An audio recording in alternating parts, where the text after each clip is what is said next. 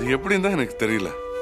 நம்ம மேல அக்கறை இருக்கிறவங்க நமக்காக சமைச்சா அந்த சாப்பாடு அவ்வளோ டேஸ்டியா இருக்கும்.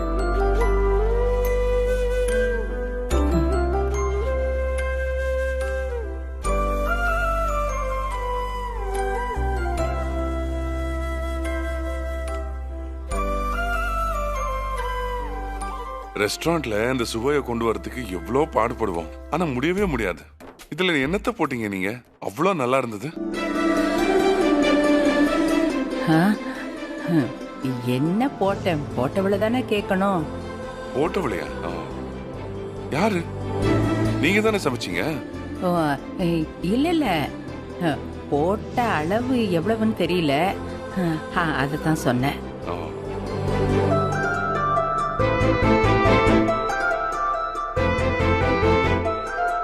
பாட்டி, என்னப்பா?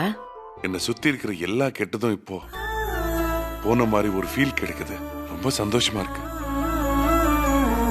ராத்திரி பூரா இடி மின்னல் எல்லாம் அடிச்சு ஓஞ்சு காலையில வானத்தை பார்த்தா சுத்தமா இருக்கும், பளிர்னு இருக்கும்ல, அந்த மாதிரி இருக்கு என் மனசு. இப்போ ஒன்னே ஒண்ணு பாக்கி. வெளியே வந்து ஹாசினி இருந்த அந்த வீட்டை ஃபுல்லா ஃபினாயில் ஊத்தி கழுவிடணும்.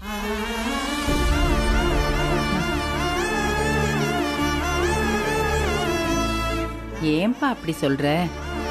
ஹாசினி அப்படி எல்லாம் செஞ்சிருக்க மாட்டான்னு எனக்கு தோணுது. உங்களையும் நம்ப வச்சிட்டாளா? அது சரி, நானே புத்திசாலின்னு நினைச்சிட்டு இருந்தேன். அவ என்னையே ஏமாத்திட்டாளே.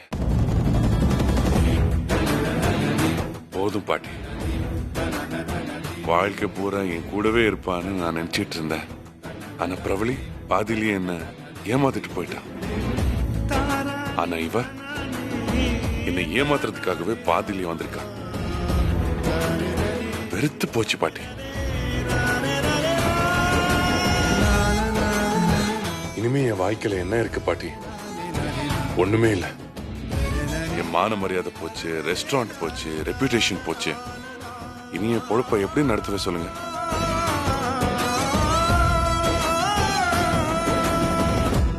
வெளியே வந்து என் மேல இருக்கிற கொலைப்பழிக தொடச்சிட்டு இருக்கிற சொத்தெல்லாம் பசங்க மருமகள் பேர்ல எடுத்து வச்சுட்டு காசி ராமேஸ்வரன் கிடைச்சது சாப்பிட்டு அனாதை போனமா செத்து போயிடுவேன்.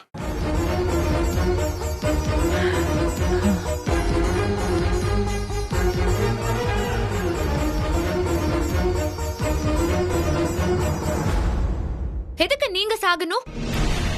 நீங்க எங்கே போய் சாவறதுக்கா நான் எவ்வளவு கஷ்டப்படுறேன்? நான் இருக்கிற வரைக்கும் நீங்க அனாதை இல்ல. நீ எதுக்கு இங்க வந்த? நீ எப்படி இங்க வந்த? பேசாதீங்க.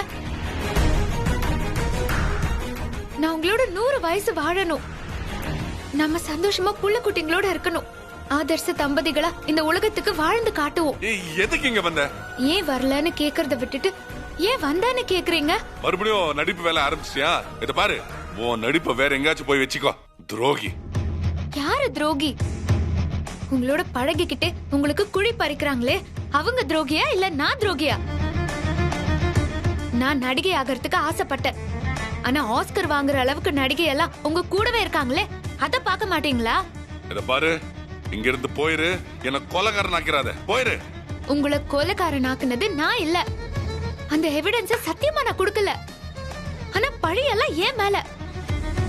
நீங்க பிரபலிய கொல்லலங்கிறது எவ்வளவு உண்மையோ அவ்வளவு உண்மை நான் துரோகி இல்லங்கிறது. நல்ல மாதிரி வேச போடுறியா? கையால பச்சை தண்ணி கூட குடிக்கிறது பாவண்டி. நீ எல்லாம் திங்கிற சோத்திலே விஷத்தை வச்சிருவேன்.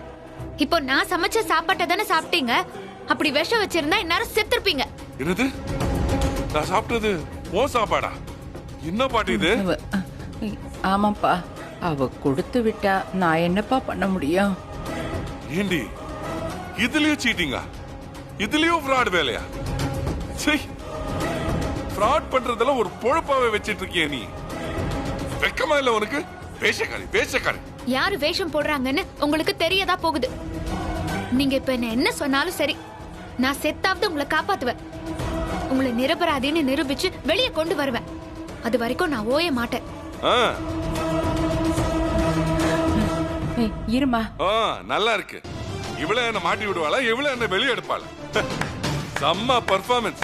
நடிக நடிக சூப்பர்.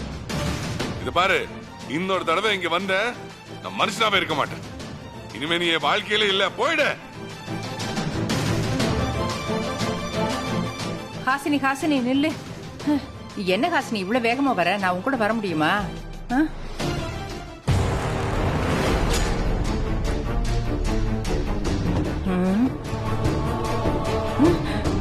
சொல்லி வாய மூடல, அதுக்குள்ள ஆஸ்கர் நாயகி வந்துட்டா பாருங்க. ஐயோ, நம்ம 2 பேரையும் ஒன்னா பார்த்தா அவளுக்கு பொறுக்காதேம்மா. எதுக்கு 2 பேரும் இங்க வந்திருக்காங்க? ஏஜி கிட்ட என்ன பேசுனாங்கன்னு தெரியலையே.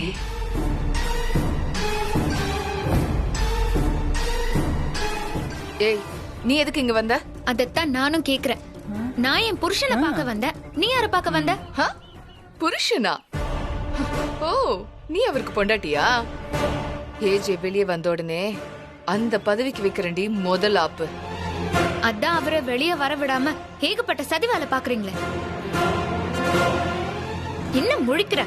எனக்கு தெரியாதுன்னு நினைச்சியா? நீ ஒரு பொம்பளை சகுனி. ஏஜேவ தூக்கு காமிச்சிட்டு கொல்ல நினைக்கிற கொலைக்காரி.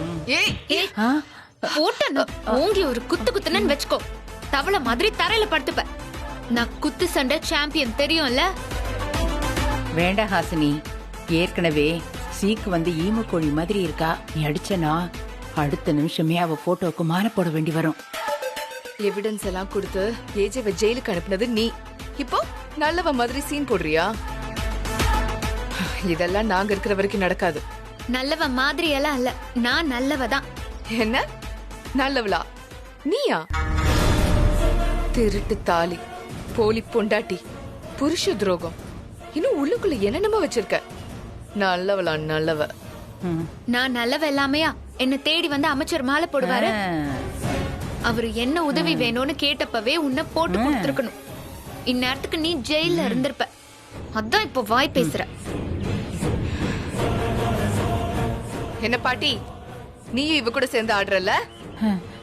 இல்ல அர்ச்சனா, நான் போய் இவ்வளவு கூட்டிட்டு வருவேனா? எனக்கு தெரியாது. அந்த பக்கமா வா சொல்றேன். ஹாசினி, இது கொஞ்சம் புடி. அவள எதுக்கு அவளை இங்க கூட்டிட்டு வந்தீங்க?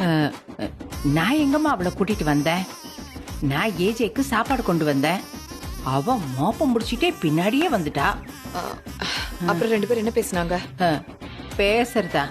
அட நீ வேற.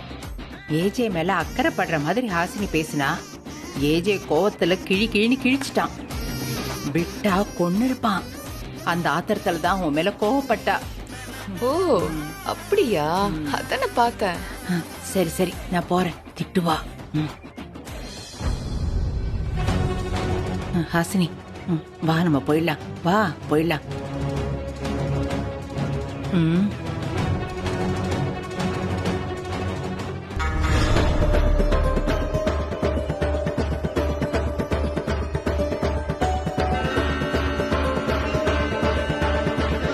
ஏஜே,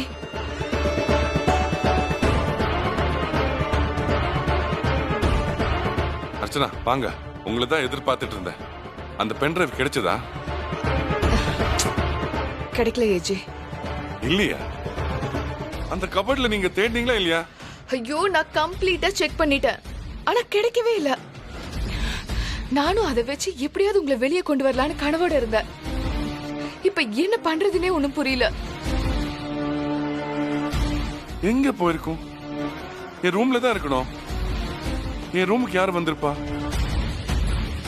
ஒருவேளை ஹாசினி வந்து அதை எடுத்திருப்பாளோ? இந்த வாரத்துக்கு தானே எதிர்பார்த்துட்டு இருந்தேன். கண்டிப்பா நீங்க சொல்ற மாதிரி நடக்கவும் வாய்ப்பு இருக்கு. அவ அந்த பென்ட்ரைவ் எடுத்திருந்தா சொல்லிருப்பாள. என்னது? அவ சொல்லிருப்பாளா? ஹாசினி சொல்லிருப்பாளா? அந்த மொபைல்ல இருந்த எவிடன்ஸ் போலீஸ் கையில கொடுத்ததே அவதானே. அந்த பென்ட்ரைவ்ல இருக்கிற வீடியோ பார்த்து நான் நிரபராதின்னு ப்ரூவ் பண்ணிடலாம். அது அவ கையில கிடைச்சா அவ கொடுத்துருவாளா? எனக்கு எதிரா ஏதாவது சாட்சி கிடைக்குமான்னு அவ அலைஞ்சிட்டு இருக்க, ஏங்கிட்டு இருக்கா. அவகிட்ட கொஞ்சம் ஜாக்கிரதையா இருங்க. பயங்கரமா நாடகம் ஆடுவா. கொஞ்ச நேரத்துக்கு முன்னாடி கூட இங்க வந்து பயங்கரமா நாடகம் போட்டா. நான் அவளை துரத்தி விட்டுட்டேன். அப்படியா? ஹாசினி இங்க வந்தாளா? என்ன சொல்றீங்க ஏஜே? ஆமா, நான் உங்களை காப்பாத்த தான் வந்திருக்கேன் அப்படின்லாம் சொல்ல ஆரம்பிச்சேன். நான் பயங்கரமா அவளை திட்டி விட்டுட்டேன். நான் இனிமே அவகிட்ட ஏமாறவே மாட்டேன். அதானே, எங்க ஏஜேவை யாராவது ஏமாத்த முடியுமா? இங்க பாருங்க, நீங்க இதே ஸ்டாண்டர்ட்ல இருங்க, ஸ்டெடியா இருங்க, மத்தது எல்லாத்தையுமே நான் பாத்துக்கிறேன். அவ குத்துச்சண்டையில ஜெயிக்கிறதுக்காக நான் என் உயிரோட விளையாடினேன் தெரியுமா? ஆனா அவ என் முதுகிலேயே குத்துட்டா. ராட்சசி, சரியான துரோகி. வெளியே வந்த உண்மையில அவ கழுத்தை நெரிச்சு கொன்றுவேன். ஏஜே, நீங்க டென்ஷன் ஆகாதீங்க. அவளை காலி பண்ற வேலைய நான் பாத்துக்கிறேன். நீங்க சொல்றதெல்லாம் பார்த்தா அவ தான் அந்த பென்ட்ரைவ் எடுத்திருக்கணும். ஐயோ, அப்ப அவகிட்ட அந்த பென்ட்ரைவ் கிடைச்சா இன்னும் பயங்கரமா ஆடுவாளே. இந்த கேஸோட வெற்றி அவ பக்கம்ல போயிடும். ஒருவேளை அவ ஜெயிச்சுட்டானா அதுக்கப்புறம் நாங்க உயிரோடவே இருக்க மாட்டோம் ஏஜே. அப்படியெல்லாம் சொல்லாதீங்க, நீங்க கவலைப்படாதீங்க. என் பக்கம் கடவுள் இருக்காரு, எனக்கு நம்பிக்கை இருக்கு. நான் நிரபராதி, நான் பிரபலிய கொல்லல. ஆனா அதை யார்கிட்ட சொல்லி என்ன பிரயோஜனம்? அதை ப்ரூவ் பண்ணணுமே. இந்த விஷயத்துல இருந்து தப்பிக்கிறதுக்கு என்கிட்ட ஒரு ஐடியா இருக்கு. என்ன ஐடியா? நான் சொல்ற மாதிரி செய்யுங்க. சொல்லுங்க ஏஜே. நீங்க உடனே போய் விக்ரம பாருங்க. அவங்க கிட்ட போய் நான் பிரபலிய கொல்லல, நான் நிரபராதின்னு சொல்லுங்க. எப்படியாவது கன்வின்ஸ் பண்ணுங்க. அவனை தவிர எனக்கு வேற வழியே தெரியல. என்ன ஏஜே, இப்படி உலகம் தெரியாத அப்பாவியா இருக்கீங்களே. ஆடு நேரா வந்து பிரியாணி கடையில தலைய காமிச்சா எப்படி? நிச்சயமா ஏஜே, நான் இத பத்தி விக்ரம் கிட்ட பேசுறேன். அவர் கால்ல விழுந்து கூட நான் கேட்டு பாக்குறேன்.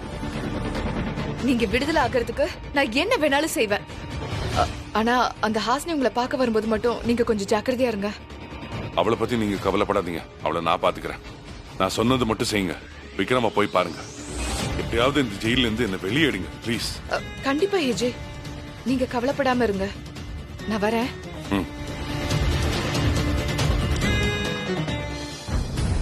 என்ன சொந்த மச்சான் மேலேயே இவ்வளவு கொலவரியா இருக்கீங்க? சார், அவனை நீங்க மச்சான்னு சொல்லாதீங்க. என் தங்கச்சியை கொன்ன கொலகார அவனை தூக்கு மேடைக்கு அனுப்பாம என் வெறி அடங்காது. டோன்ட் வெரி, பாத்துக்கலாம். இல்ல சார், அப்படியெல்லாம் விட முடியாது. அவனுக்கு தண்டனைன்னு தெரியாம என் தங்கச்சியோட ஆத்மா சாந்தி அடையாது. சார், கன்ஃபார்மா ஏஜேக்கு தண்டனை கிடைச்சிரும்ல? இப்போதைக்கு நமக்கு கிடைச்சிருக்க வீடியோ எவிடன்ஸ், பிரபல்யோட போன் கால் ஆடியோஸ், அப்புறம் சாட்சிகள், இதுவே ஏஜே கொலகாரன்றதுக்கு போதுமான ஆதாரம். கோர்ட்ல விளையாடும். சீக்கிரமா இந்த கேஸ் ஹியரிங் வந்து அவனை விசாரிச்சு அவனுக்கு தூக்கு தண்டனை கிடைக்கணும். இது வரைக்கும் எல்லாம் கரெக்டா போயிட்டு இருக்கு. ஏஜேவுக்கு சாதகமா எதுவுமே நடக்கல. அவர் சார்பா எந்த வக்கீலும் ஆஜராகாம நீங்க பாத்துக்கிட்டீங்க. இதை இப்படியே மெயின்டைன் பண்ணுங்க. கண்டிப்பா சார். அதுக்கு தானே நான் ஒரு பக்கமும் ஏஜேவோட மருமகள்கள் ஒரு பக்கமும் கஷ்டப்பட்டுட்டு இருக்கோம். முக்கியமா அந்த திருட்டு போன பென்டிரைவ் ஆசினி கையில கிடைக்காம பாத்துக்கோங்க. நான் அந்த திருடனை தேடிட்டு தான் சார் இருக்கேன். எப்படியும் சீக்கிரமா அவனை பிடிச்சிருவேன். அதே மாதிரி இந்த கேஸ்ல யாரும் குறுக்க வராம கேர்ஃபுல்லா பாத்துக்கோங்க. அதுக்கப்புறம் நீங்க ஆசைப்பட்டபடி ஏஜேக்கு தண்டனை கிடைச்சிரும். அதை யாராலையும் தடுக்க முடியாது. Thank you sir.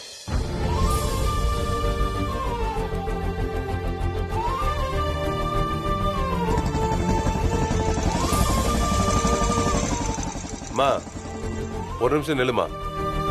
ஏன் என் ஹஸ்பண்ட் உசுரை எடுக்க வந்ததெல்லாம் பத்தாதா? ஏன் உசுரம் வேணுமா? இருமா, டென்ஷன் ஆகாதம்மா. உன் இடத்துல யாரா இருந்தாலும் இப்படிதான் கோவப்படுவாங்க.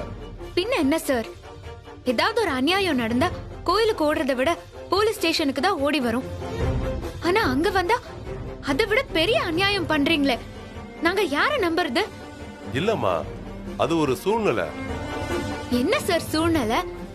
ஏன் சூழ்நிலை விடவா உங்களது பெருசா இருக்கு?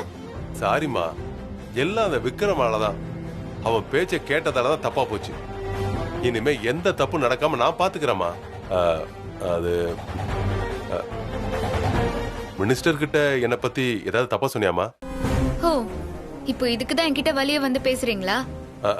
இல்லம்மா, மினிஸ்டர் வந்து பாராட்டும் போதுதான் எனக்கு கொஞ்சம் உறுத்திச்சு. நீ எவ்வளவு பெரிய சாதனை பண்ணியிருந்தா அமைச்சர் உன் வீட்டுக்கு வந்திருக்கணும். நானே ஆச்சரியமா பார்த்தம்மா. நீ பாதுகாக்க வேண்டிய ஒருத்திமா. உன்னை போய் உதாசீனப்படுத்திட்டேன்னு ரொம்ப வருத்தப்பட்டமா. கட்டின புருஷனை காப்பாத்த நீ இப்படி ஒத்த பொம்பளையா ஓடி ஓடி உழைக்கிறியே, அத பார்த்துதாம்மா எனக்கு கஷ்டமா இருக்கு. உன் புருஷனை காப்பாத்த ஏதாவது ஹெல்ப் வேணும்னா சொல்லுமா, நான் பண்றேன். நீங்க சொல்றது உண்மையா இல்ல அந்த விக்ரம் ஏதாவது சொல்லி கொடுத்து பேசுறீங்களா? சாமி சத்தியமா அப்படி எதுவும் கிடையாதுமா, என்ன நம்புமா. உங்களை நம்பினாலும் நம்பலனாலும் நான் என் வழியில போகதான் போறேன். எங்களுக்காக வாதாடுறதுக்கு ஒரு வக்கீல கூட வர விடாம அந்த விக்ரம் தடுக்கிறான். பண்ணட்டும், என்ன வேணாலும் பண்ணட்டும். ஹிட்லரை காப்பாத்த என் உசிறு இருக்கிற வரைக்கும் நான் போராடுவேன். நான் ஒன்னு சொல்றேன், சரியாமா?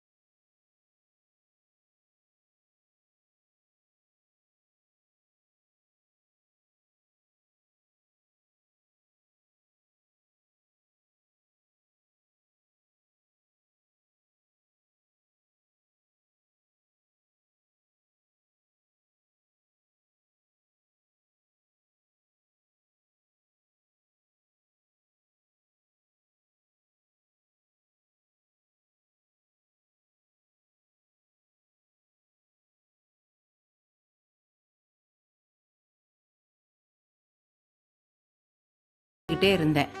பால் ஏதாவது குடிக்கிறியாமா? அதை விடுங்க பாட்டி. வர வழியில வயித்துல பாலை வார்க்கிற மாதிரி ஒரு நியூஸ் கேட்டேன். என்னம்மா சொல்ற?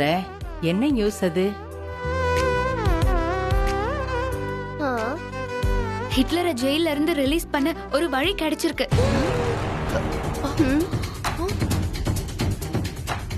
அப்படியா? எப்படி? என்ன நடந்துச்சு? ஹிட்லர் சார்பா ஆஜராகிறதுக்கு வக்கீலே இல்லைன்னு தவிச்ச நமக்கு கடவுள் ஒரு வழி காட்டியிருக்காரு. மும்பைல இருந்து ஒரு வக்கீல் சென்னைக்கு வந்திருக்காரு. அவர் பேரு அபிமன்யு. இந்தியாவிலேயே பெரிய லாயரா.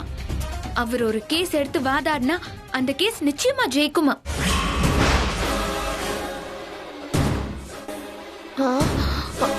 அந்த அபிமன்யுவை நம்ம ஹிட்லருக்காக வாதாட சொல்லி கேட்க போறேன். அவர் மட்டும் நம்ம கேஸ் எடுத்துட்டாருன்னா அப்புறம் ஹிட்லர் ரிலீஸ் ஆகிறத யாராலையும் தடுக்க முடியாது. என்னக்கா இப்படி ஒரு குண்டு தூக்கி போடுறா?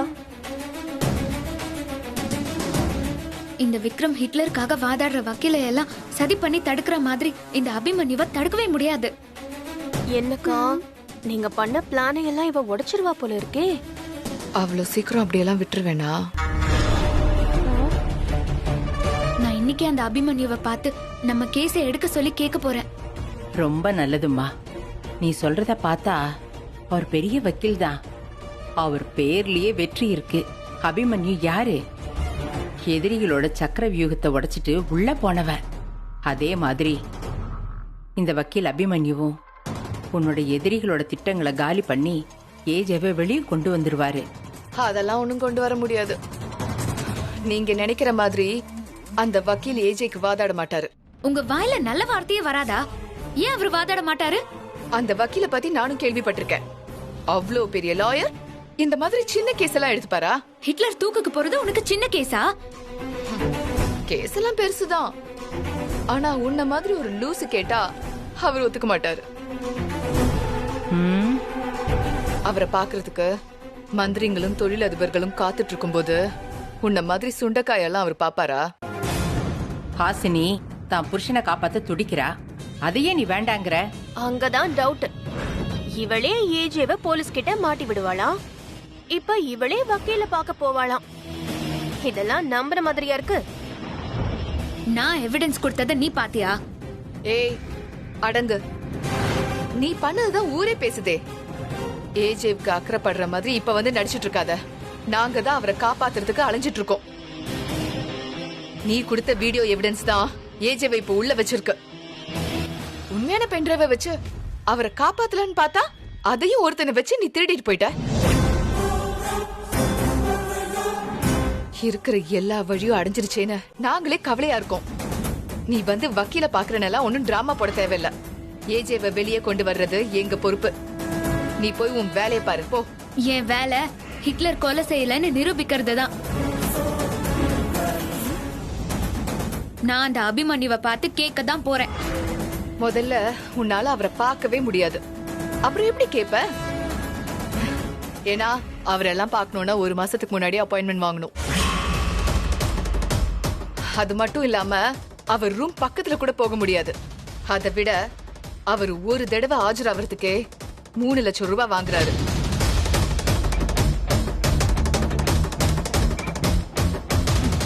அவ்வளவு பெரிய அமௌண்ட்டுக்கு நீ எங்க போவ? இங்க பாரு, ஏஜேவ நாங்க நிரபராதின்னு நிரூபிப்போம்.